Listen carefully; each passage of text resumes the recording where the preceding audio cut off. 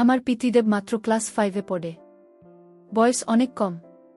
কিন্তু অবাক করা বিষয় হল, এই বয়সে 2টা মেয়ের সাথে প্রেম করে ঘুরে বেড়ায়। আমি তাকে অনেক স্নেহ করতাম এবং প্রতিদিন তাড়িত করে স্কুলে পাঠাতাম।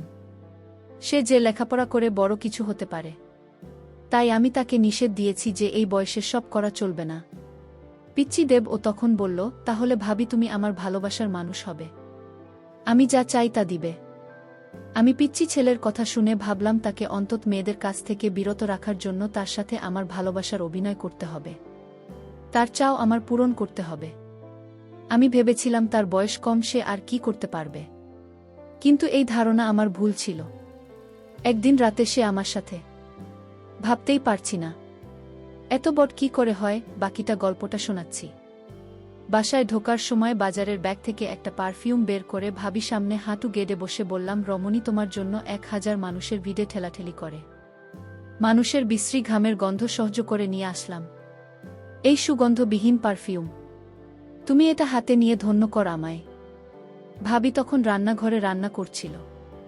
গরম খুন্তি হাতে নিয়ে আমায় বলল, 9:30 বেজে গেছে, তাড়াতাড়ি ফ্রেশ হয়ে স্কুলে যা। বলছি আমি মুচকি হেসে ভাবিকে বললাম, আজ তো স্কুলে ক্লাস হবে না। শুধু শুধু গিয়ে লাভ কি? ভাবে রেগে গিয়ে বলল, ক্লাস না হলেও তুই স্কুলে যাবি। কয়েকদিন পর এসএসসি পরীক্ষা, সে খেয়াল আছে। আর স্কুলে না গিয়ে তুই যদি অন্য কোথাও যাস তাহলে কিন্তু খবর আছে। আমি কিন্তু স্কুলে ফোন দিয়ে খবর নেব। স্কুলের পড়া শেখা হয়নি, তাই ভেবেছিলাম স্কুলে যাব না। কিন্তু ভাবি যে ভাবে রেগে আছে, না গেলে আমার খবর আছে, তাই বাধ্য হয়ে স্কুলে গেলাম। স্কুল থেকে বাসায় আসতে আসতে বিকেল হয়ে গেল। ভাবি আমার কাছে এসে বলল, তুই টিফিনে খেতে এলি না কেন? স্কুলের পাশেই তো বাসা, খেয়ে গেলে কি সমস্যা হতো? আমি ভাবি থেকে একটু সরে গিয়ে মাথাটা নিচু করে বললাম, বন্ধুদের সাথে বাইরে খেয়ে ফেলেছিলাম। ভাবি আমার দিকে রাগী চোখে তাকিয়ে বলল, তুই আমার কাছে আয় তো। আমি ভাবি থেকে আরও সরে গিয়ে বললাম, কেন? ভাবি আমার কাছে এসে আমার ডান গালে সজোরে থাপ্পড় মেরে বলল, তুই আবারও সিগারেট খেয়েছিস। সারা শরীর থেকে সিগারেটের গন্ধ বের হচ্ছে। তুই না আমায় কথা দিয়েছে আর কখনো সিগারেট খাবি না? আমি কিছু না বলে মাথা নিচু করে দাঁড়িয়ে রইলাম। আর ভাবিকে বললাম, ভাবি আমি আর সিগারেট খাব না। তুমি যদি আমার একটা গোপন কথা রাখো। তুই ক্লাস 5-এ পুলিশ। উত্তর, আবার কিসের গোপন কথা আমার সাথে? ভাবি, আমি ছোট হলে কি হবে, এখনো আমার পিছনে 2টা মায়া ঘুরঘুর করে। আমি তার কথা শুনে আশ্চর্য হলাম। বলে কি এই পিচ্চি ছেলে? উত্তর, এসব করার বয়স হয়নি। তুই তোর এই কথা মুখে বলতে একটু আটকাল না। আমি বললাম, ভাবি তুমি যদি আমার গোপন কথা না রাখ তাহলে আমি কিন্তু মেয়েদের সাথে প্রেমে জড়িয়ে পড়ব। আমি তাকে আবার একটা কাপড় দিয়ে বললাম, তোকে এত আদর করে আমি মানুষ করতে চেয়েছি, আর তুই কি না এসব বলছিস? ভাবি তখন রেগেমেগে আমায় বলল, তুই 2 সপ্তাহ আমার ধারে কাছে আসবে না। এই কথা বলে ভাবি যখন চলে যাচ্ছিল, আমি তখন ভাবি পিছন পিছন যেতে যেতে বললাম, আর জীবনেও প্রেমের কথা বলবো না। আমার একটা কথা রাখো ভাবি। ভাবি বলল, তোর কোনো কথা আমি এখন শুনবো না আর রাখব না। ঘুম থেকে উঠে দেখি মা খুব চিৎকার চেঁচামেচি করছে। মাকে যখন বললাম কি হয়েছে, মা তখন বলল, জমিদারের মেয়েকে বাড়ির বুক করে নিয়ে এসেছি। 7টা গেছে, এখন ঘুম থেকে উঠে না। এমন সময় খেয়াল করলাম ভাবে তাড়াহুড়ো করে মার কাছে এসে বলল, আসলে মা শরীরটা একটু খারাপ লাগছিল, তাই ঘুম থেকে উঠতে দেরি হয়ে গেল। ভাবের কথা শুনে মা বিরক্ত হয়ে বলল, তোমার তো সারা বছর শরীর খারাপ থাকে, একটা রোগা মেয়েকে ছেলের বউ করে নিয়ে আসলাম। ভাবি কিছু না বলে রান্নাঘরে চলে গেল। আমি ভাবি পিছন পিছন এসে বললাম, ভাবি আমি তোমার কাজে হেল্প করব। ভাবি রেগে আমার দিকে তাকিয়ে বলল, কয়েকদিন পর পরীক্ষা, সেটা মাথায় আছে, যা পড়তে বস গিয়ে। আমি ভাবি দিকে ভালো করে খেয়াল করে দেখলাম ভাবি তার ডান গালটা ওড়না দিয়ে ঢেকে রেখেছে। এত বছর ধরে দেখে আসছি, তাই আর বুঝতে বাকি রইল না। রাতে নিশ্চয়ই ভাইয়া ভাবির গায়ে হাত তুলেছে, ভাবিকে মেরেছে। আমি ভাবি কিছু না বলে নিজের রুমে চলে আসলাম। মাঝে মাঝে ইচ্ছে হয় ভাবের প্রতি অন্যায়ের প্রতিবাদ করি, কিন্তু ভাইয়ের চোখের দিকে তাকিয়ে কথা বলার সাহস কখনোই হয়নি। রাত 11টা বাজে। বড় লাগেজ হাতে নিয়ে বাসায় হাজির। মা অবাক হয়ে জিজ্ঞেস করল, তুই এত রাতে? আপু বললাম, আমি আরে সংসার করব না। ঘুম থেকে একটু দেরিতে উঠলে শাশুড়ি নানা রকম কথা বলে, নন্দী আজেবাজে কথা বলে, সারাদিন সংসারের কাজ করেও কারো মন পায় না। এমনকি মাঝে মাঝে রাতুল আমার স্বামী আমার গায়ে হাত তোলে। আপনার কথা শুনে ভাইয়া রেগেমেগে বলল, কি, তোর স্বামী তাকে মারধর করে? এই রাতুলকে আমি মামলা দিয়ে জেলের ভাত খাইয়ে ছাড়ব। মা কাঁদতে কাঁদতে বলল, তুই কি কাজের মেয়ে নাকি যে তোর এত কাজ করতে হবে? শাশুড়ি হয়েছে দেখে মাথায় উঠে গেছে নাকি? তোকে কিছু বললে তুই কিছু বলতে পারিস না? আর নন্দী যখন আজেবাজে কথা বলে তখন গালে থাপ্পড় মারতে পারত না। ভাবি তখন বড় আপুকে বলল, সংসারে এরকম টুকটাক ঝামেলা হবে, তাই বলে সংসার ছেড়ে চলে আসা। কিন্তু ঠিক হয়নি। ভাবের কথা শুনে ভাইয়া সবার সামনে ভাবিকে থাপ্পড় মেরে বলল, এত বেশি বুঝো কেন? আমার বোনের বোনকে মারধর করবে, আরও এটা মেনে নিয়ে সংসার করবে? এমন সংসারে লাথি মেরে অনেক আগেই চলে আসা উচিত ছিল। এতক্ষণ সবার কথা শুনছিলাম, কিন্তু এখন আর চুপ করে থাকতে পারলাম না। যে ভাইয়ের চোখের দিকে তাকিয়ে কখনো কথা বলেনি, সেই ভাইয়ের চোখের দিকে তাকিয়ে বললাম, কেন পারবে না? ভাবি তো ঠিকই পারছে। আপুকে মেরেছে বলেছে দেখে তুমি দুলাভাইয়ের নামে মামলা দিবে? তুমিও তো ভাবিকে মারধর করে, তাহলে তোমার নামে কি মামলা দেওয়া উচিত? আমার দিকে তাকিয়ে বললাম, নিজের বেলায় 16 আনা আর পরের বেলা 4 আনাও না। ভাবি যদি কোনোদিন একটু দেরি করে ঘুম থেকে উঠেছে তাহলে তুমি তাকে যা তা বলছ। সারাদিন কাজ করেও ভাবি তোমার মন পায়নি। তুমি আমাকে বলছো নন্দী আজেবাজে কথা বললে তাকে থাপ্পড় মারতে, অথচ আমি নিজ চোখে দেখেছি আপুর গোসলের পানি গরম দিতে একটু দেরি হয়েছিল দেখে আপু ভাবিকে থাপ্পড় মেরেছিল।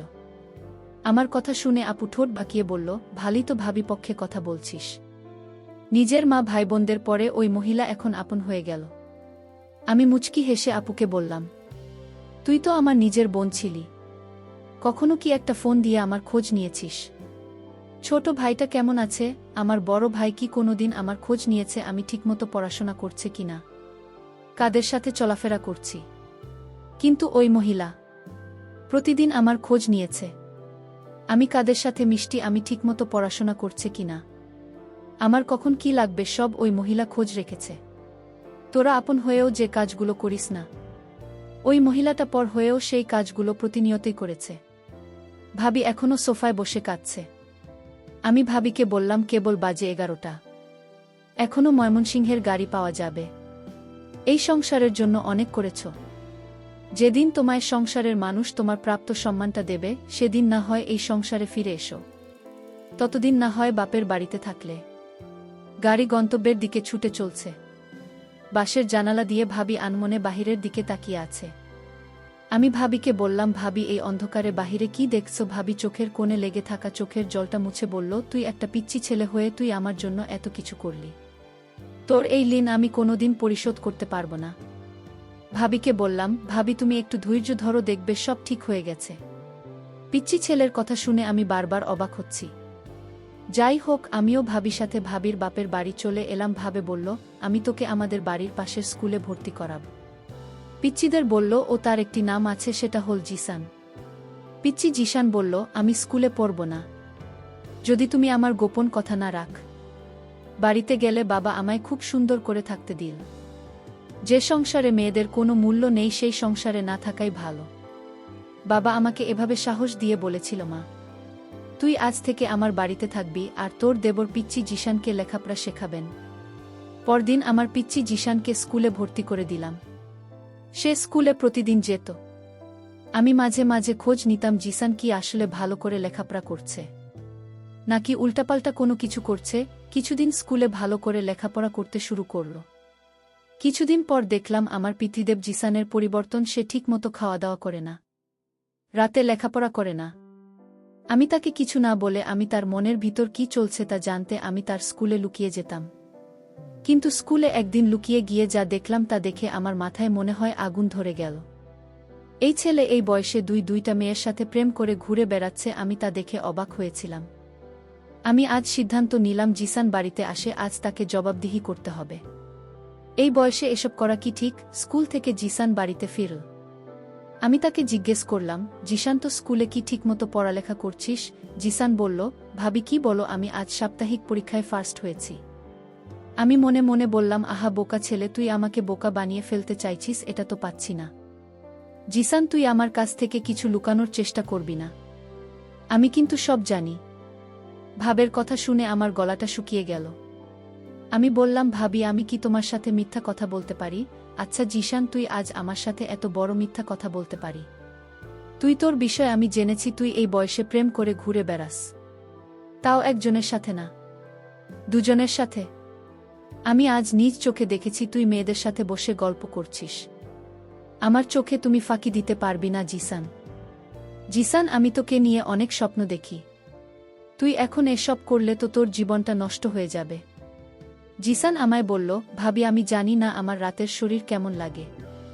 আমি জিসানের কথা শুনে বুঝতে পারলাম ওকে এই প্রেম করা থেকে বাঁচাতে হলে আমার তার সাথে কিছু অভিনয় করতে হবে, তার ইচ্ছা আমার পূরণ করতে হবে।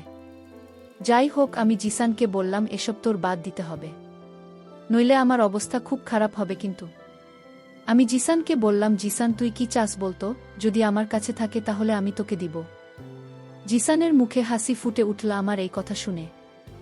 ভাবি তুমি যদি আমার মনের আশা পূরণ করো তাহলে আমি সব বাজে কাজ থেকে বের হয়ে আসব। আমি জিসানকে বলেছিলাম, জিসান কি তোর ইচ্ছা আমার কাছে বলতে পারিস? জিসান তখন আমার কথা শুনে স্মরণ পেল। ভাবি তুমি সত্যি আমার ইচ্ছা পূরণ করবে? আমি জিসানকে বললাম, তাহলে কি তোর মনে হয় আমি মিথ্যা কথা বলছি? জিসান বলল, ঠিক আছে ভাবি, রাতে বলবো। রাতে জিসান খাওয়া দাওয়া শেষ করে আমার রুমে এসে বলল, ভাবি আজ আমি তোমার রুমে ঘুমাব। আমার একা একা ঘুমাতে ভয় লাগে, তোমাদের বাসাটা অনেক বড়। আমি জিসানকে বললাম, জিসান তুই তো ছোট মানুষ, তুই কি আমার চাহিদাটা কি বুঝবে? জিসান বলল, ভাবি আমি এতদিন যে একটা গোপন কথা বলবো সেটা আজ তোমায় বলবো। ভাবি বলল, তোর গোপন কথা কি সেটা আমি জানি। আমি ভাবিকে বললাম, ভাবি তুমি জানবে কি করে আমার মনের কথা?